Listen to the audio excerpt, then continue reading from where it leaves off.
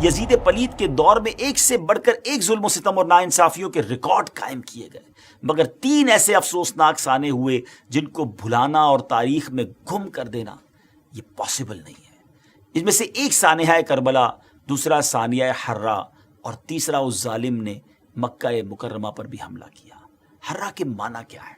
حرہ کہتے ہیں پتھریلی زمین کو، اور چونکہ مدینہ منورہ کے باہر ایک حصہ پتھریلا اور آتش فشاں کے پتھروں سے ڈھکا ہوا ہے، یہ واقعہ وہیں پیش آیا تھا، دشمن فوجوں نے وہیں اپنا پڑاؤ ڈالا تھا، اس وجہ سے اس کو حرہ کا علاقہ کہا جاتا ہے۔ کربلا کے خونی واقعے کے بعد چونکہ لوگ یزید کی خباثت اور بے دینی سے مزید آگاہ ہو گئے تھے، لہٰذا انہوں نے اس کے خلاف اٹھنے کا فیصلہ کیا۔ حضرت عبداللہ ابن زبیر رضی اللہ تعالیٰ عنہ نے یزید کے خلاف علم بلند کیا اور مکہ مکرمہ میں انہوں نے اعلان کیا کہ خلافت قائم فرمائیں۔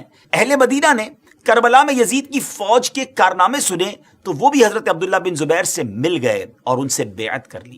اس بات کی خبر مروان نے یزید کو بھجوائی اور یزید نے یہ خبر سن کر مسلم بن عقبہ کو 12,000 کا لشکر دے کر روانہ کیا اور اس سے کہا کہ پہلے انہیں 3 دن کی مہلت دینا اور اگر پھر بھی یہ بیعت نہ کرے تو پھر جنگ کرنا، اور جب غاصب ہو جاؤ، جب غالب ہو جاؤ تو پھر چند دن کے لیے لشکر کے لیے مباح کر دینا۔ یہ کتنی ظلم والی بات تھی۔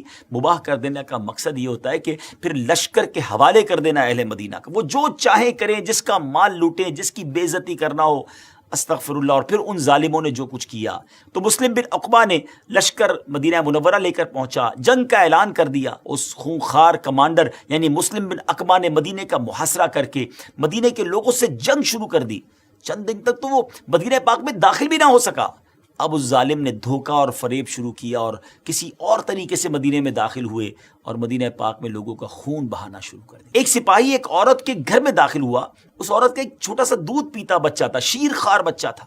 سپاہی نے اس سے مال و دولت کے بارے میں پوچھا۔ عورت نے کہا کہ مال تو جتنا تھا تمہارے سپاہی لوٹ کر لے گئے۔ اب اس ظالم نے کیا کیا، جب مال نہ ملا تو اس چھوٹے سے بچے کو اٹھا کر دیوار پر مارا، اور دیوار پر اس طرح مارا کہ اس چھوٹے سے بچے کا دماغ جو ہے، مغز جو ہے وہ باہر آ گیا۔ لیکن یاد رہے کہ اس ظلم کے واقعے کے اندر مہاجر و انصار سے 1700 افراد اور دوسرے مسلمانوں میں سے 10,000 لوگ قتل ہوئے۔ جی ہاں، مدینہ منورہ میں اپروکسیمیٹلی 12,000 لوگوں کا قتل ہوا۔ لشکر والوں نے مدینے کے لوگوں کے اس طرح سر کاٹے جیسے کسائی بھیڑ بکری کا سر کاٹتا ہے۔ مسلم بن عقبہ جب مدینہ پر مسلط ہو گیا تو اس نے مدینے کے لوگوں سے یزید کے غلام کی حیثیت سے بیعت لی تھی تاکہ ان کے بال اور ان کی اولاد یزید کے اختیار میں آ جائے اور جس طرح وہ چاہے اس میں تصرف کرے، اور اگر وہ منع کرتے تو ان کو قتل کر دیا جاتا۔ مورخین لکھتے ہیں کہ مسلم بن عقبہ نے اس قدر بے گناہ لوگوں کا خون بہایا کہ وہ بہت زیادہ خون بہانے والے کے نام سے مشہور ہو گیا، اور شاید یہ کہنا غلط نہ ہوگا کہ اس واقعے سے کسی کو بھی نجات نہ مل سکی، یا تو وہ قتل ہو گئے، انتقال کر گئے، یا ان کی توہین کی گئی۔ وہ مدینے کی بے حرمتی کر کے مدینے کے علاقوں کو پامال کر کے پھر مدینے سے مکے کی طرف روانہ ہوتا ہے۔ مکہ مکرمہ میں حضرت عبداللہ ابن زبیر سے جنگ کی جائے اس لیے وہ لوگ جاتے ہیں۔ ابھی یہ راستے میں تھا کہ مسلم بن عقبہ کا ٹائم پورا ہو گیا، اس کو موت نے پکڑ لیا۔ مسلم بن عقبہ کے مرنے کے بعد جب یزیدی فوج وہاں سے روانہ ہوئی تو وہ عورت، جس عورت کے بچے کے ساتھ اس ظالم نے ایسا کیا تھا، وہ اس کی قبر پر آئی اور اپنے غلاموں کے ساتھ جب قبر کھدوائی تو اس نے دیکھا کہ اس ظالم کی لاش کے ساتھ سانپ لپٹا ہوا ہے۔